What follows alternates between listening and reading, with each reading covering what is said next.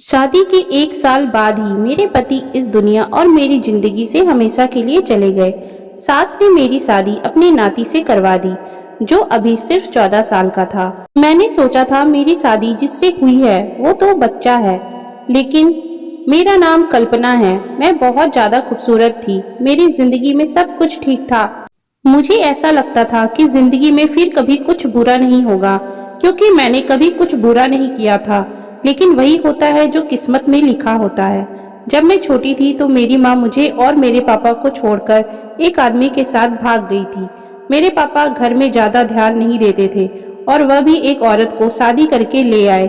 जब मैं 16 साल की हो गई तो मैं घर के सारे काम करती थी, बच्चों को ट्यूशन भी पढ़ाती थी। इसलिए मुझे सब कहते थे कि तुम्हारे पापा कभी भी तुम्हारी शादी नहीं करेंगे। एक तो उनको नौकरानी मिली हुई है, ऊपर से 15,000 तुम कमा लेती हो। पापा जो कह देते वही होता। शायद यही वजह थी कि बात बदल गई थी। मैं 10 से 15 तक आराम से कमा लेती थी, जो कि सौतेली माँ मुझसे ले लिया करती थी। लेकिन फिर भी एक दिन मुझे मेरी सौतेली माँ ने बताया कि तुम्हारे लिए रिश्ता देख लिया है।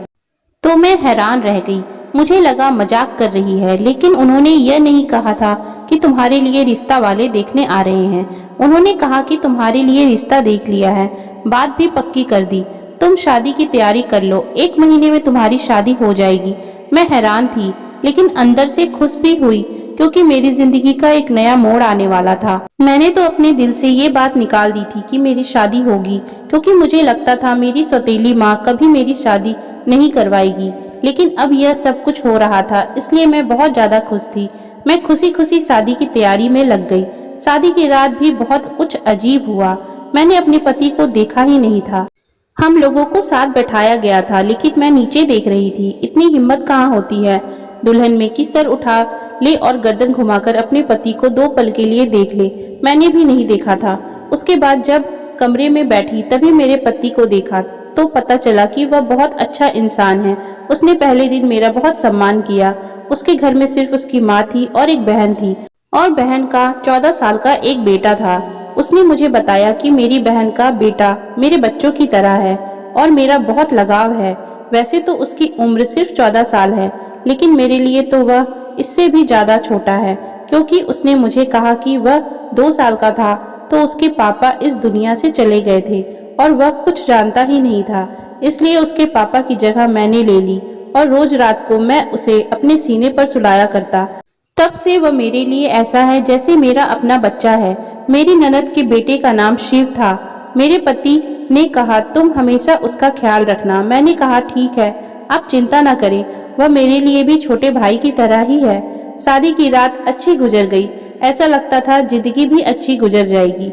लेकिन सुबह हुई तो सास ने कुछ अजीब पूछा और मेरे कमरे में आ गई। मुझे इतनी शर्म आ रही थी, मैं शर्म से पानी पानी हो रही थी। मैं सोचने लगी औरतें इस तरह की हरकतें क्यों करती हैं। उसके बाद मैं अपने भांजे के पास थोड़ी देर बैठ गई। मेरी सास ने कहा अब तुम तैयार हो जाओ, रोज तुम्हें देखने के लिए रिश्तेदार आएंगे। शादी धूमधाम से हुई है, जबकि इतने पैसे नहीं थे, लेकिन बारी बारी सब लोग तुम्हें देखने के लिए आएंगे और जो भी पैसे देंगे वह मुंह दिखाई में देंगे तो मुझे दे देना। मैंने कहा ठीक है। मेरी सास परंपरा निभाने वाली सास की तरह ही थी, लेकिन भांजा अच्छा था। पहले मेरे साथ हंसी मजाक कर रहा था, फिर उसने अजीबोगरीब किस्म की बातें शुरू कर दी। मुझसे पूछने लगा आप और मामा क्या कर रहे थे। मैंने कहा हम लोग बातें कर रहे थे।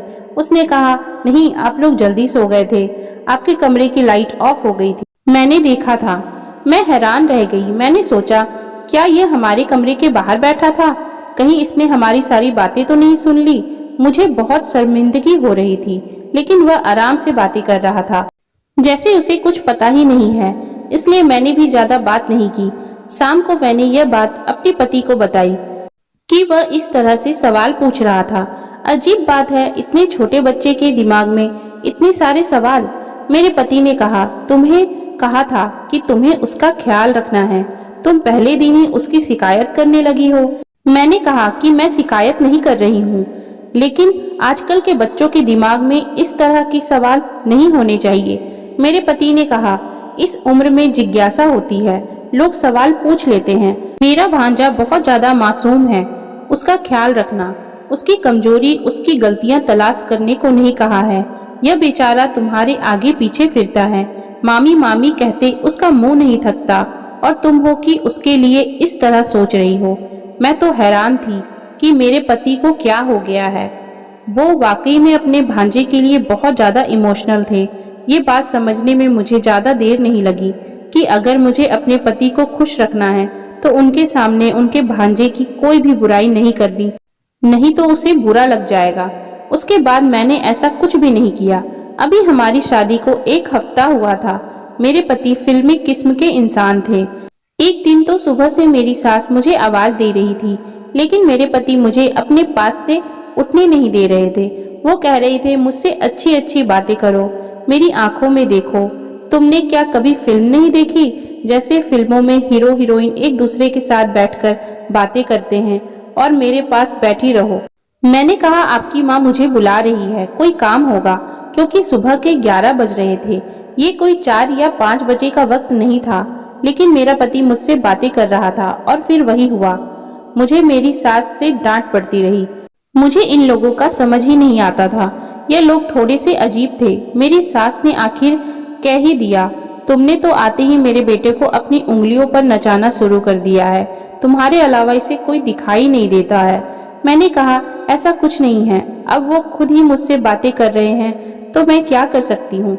लेकिन मेरे पति ने मुझे कहा था, मेरी माँ का हमेशा ख्याल रखना, उसको खुश रखना। इसलिए मैं सारे घर के काम अच्छे तरीके से करती थी, कभी कुछ भी नहीं बोलती थी, कोई जवाब नहीं देती थी उनको।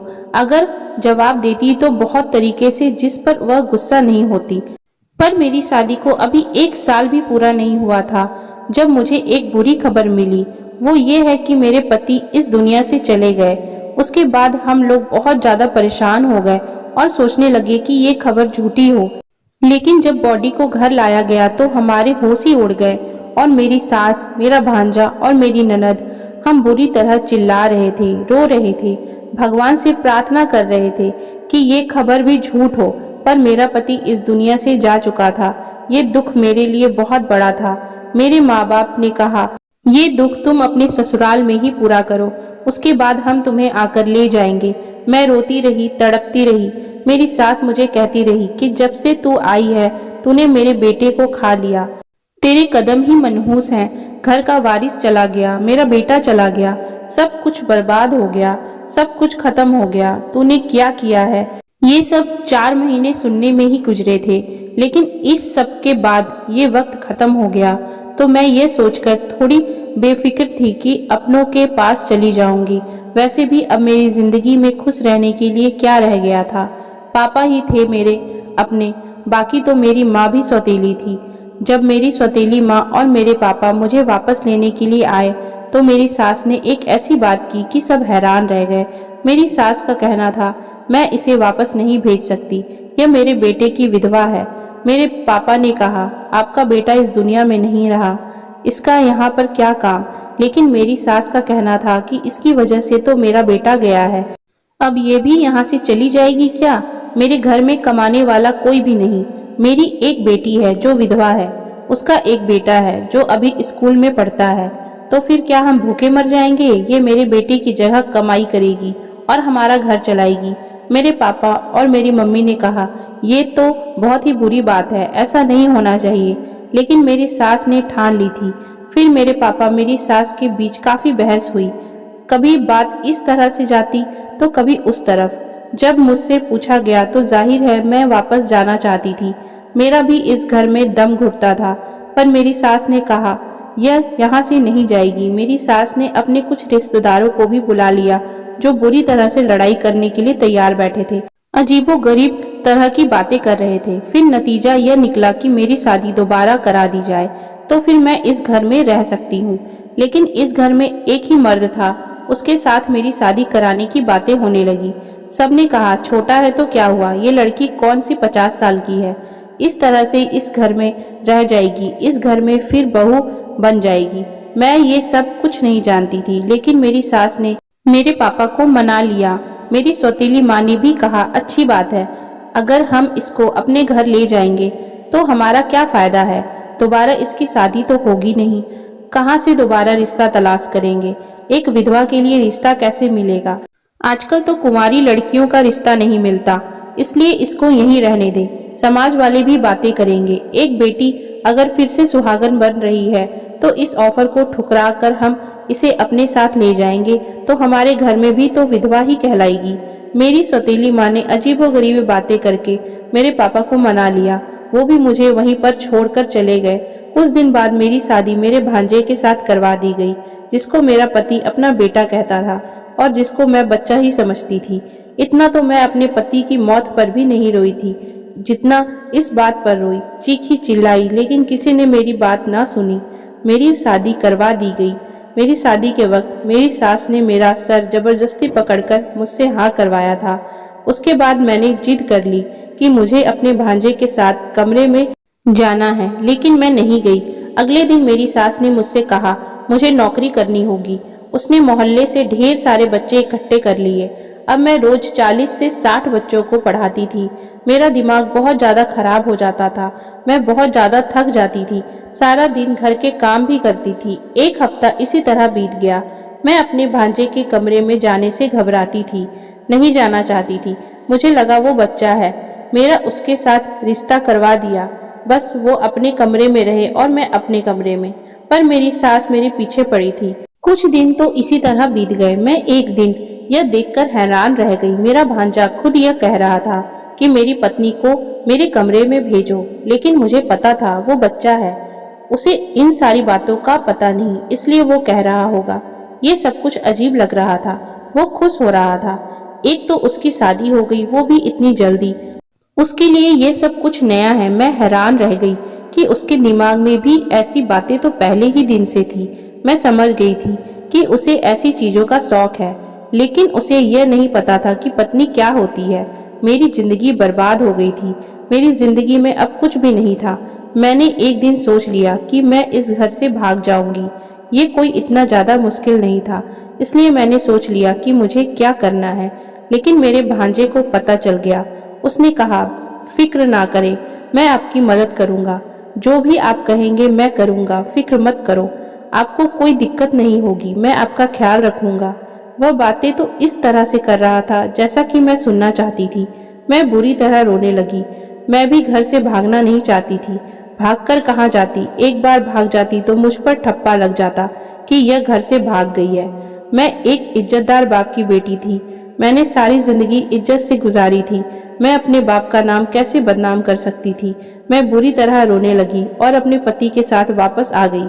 ऐसा पति नहीं चाहिए था। मेरा दिल नहीं कर रहा था उसको पति कहने का। सुबह इस बात की खबर आखिर मेरी ननद और सास को भी हो गई, लेकिन मेरे देवर ने सब कुछ संभाल लिया, वरना मुझे बहुत डांट पड़ती और मैं ऐसा नहीं चाहती थी। उसके बाद मेरी ननद को बैठे बैठे ना जाने क्या हो गया, उसने शोर करना शुरू कर दिया। उसने कहा, आज तो तुम मेरे बेटे के कमरे में जाओगी। तुमने तमाशा बना लिया है। तुम इसकी पत्नी हो। पति पत्नी एक साथ नहीं रहेंगे तो क्या अलग अलग रहेंगे? यह बात बिल्कुल भी अच्छी नहीं है। मैंने बहुत सोचा। मेरी सास ने जबरदस्ती मुझे फिर से दुल्हन बनने को कहा।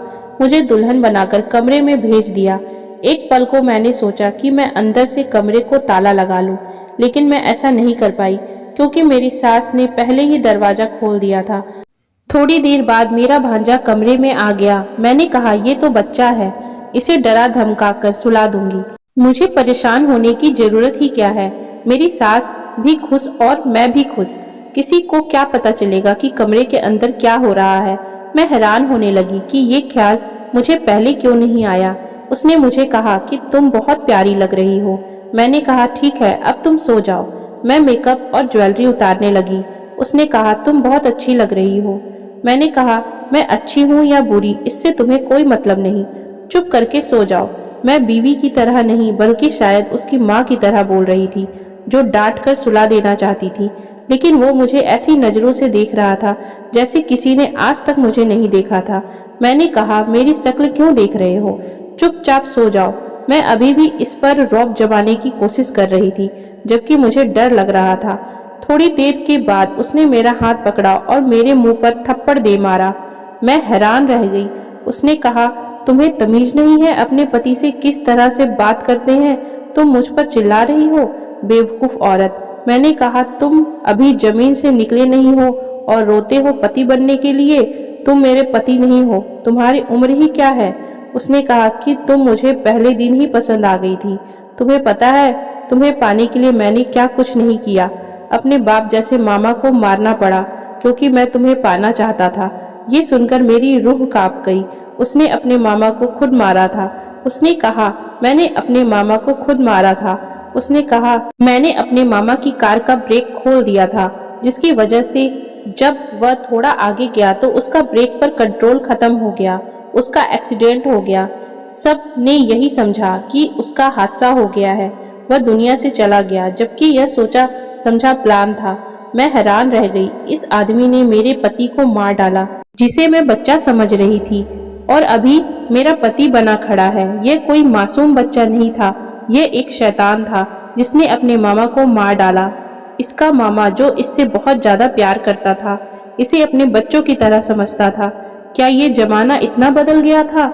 मुझे तो कुछ समझ नहीं आ रहा था। मैं वहां से भाग जाना चाहती थी, चीखना चिल्लाना चाहती थी, मगर जब से मुझे ये पता चला मेरे पति की मौत नहीं बल्कि मारा गया था, तो मैं एक हफ्ते तक बेहोश रही। सबको सब कुछ बताया, चिल्ला चिल्ला कर बताया, पर किसी ने मेरी बात का यकीन नहीं किया। उन्होंने कहा, ऐसा हो ही नहीं सकता है, ये अपने मामा को कभी भी नहीं मार सकता। तुम झूठ बोल रही हो, क्योंकि तुम इससे शादी नहीं करना चाहती थी। मेरे पास एक ही रास्ता था, मैं खुदकुशी कर लेती, लेकिन मुझे किसी ने मरने भी नहीं दिया। आज भी इस तरह से जिंदगी गुजार रही हूँ। समझ नहीं आता कि क्या करूँ। उसके बाद जिंदगी इसी तरह गुजरने लगी। मुझे भगवान ने एक बेटा दिया। मैं ये सोचकर उदास थी कि मेरी किस्मत बुरी है। मेरे बेटे की किस्मत भी बुरी होगी, पर मेरी किस्मत इतनी भी बुरी नहीं थी, क्योंकि मेरे भांजे के साथ भी वही हुआ जो उसने अपने मामा के साथ किया। मैंने उसको पुलिस के हवाले कर दिया। मैं इतने दिनों से उसके खिलाफ सबूत इकट्ठा कर रही थी। अब उसको उम्र कैद हो चुकी है। ये सदमा मेरी सास बर्दाश्त न कर पाई, वो भी मर गई। उसके बाद मैंने अपनी ननद की दूसरी शादी करा दी, और वो भी बहुत खुश है। उसको एक अच्छा जीवन साथी मिला है, और अब वो सारा घर मेरा हो गया। अब मैं अपने बेटे के साथ रहती हूँ, बच्चों को ट्यूशन पढ़ाती हूँ। मेरी जिंदगी इसी तरह गुजर रही है। मैंने कभी नहीं सोचा था कि मेरे साथ यह सब कुछ हो जाएगा, पर फिर भी ये सब हो गया। मैं अपने पहले पति को आज भी याद करती हूँ। मुझे उसकी बहुत याद आती है। अगर वो होते तो ये सब कुछ कभी ना होता। दोस्तों, अगर आपको हमारी आज की ये कहानी अच्छी लगी हो तो कृपया आप हमारे चैनल को लाइक, शेयर एंड सब्सक्राइब जरूर कर लें, जिससे हम आपके लिए और भी अच्छी अच्छी कहानियाँ लाते रहें। Thank you for watching.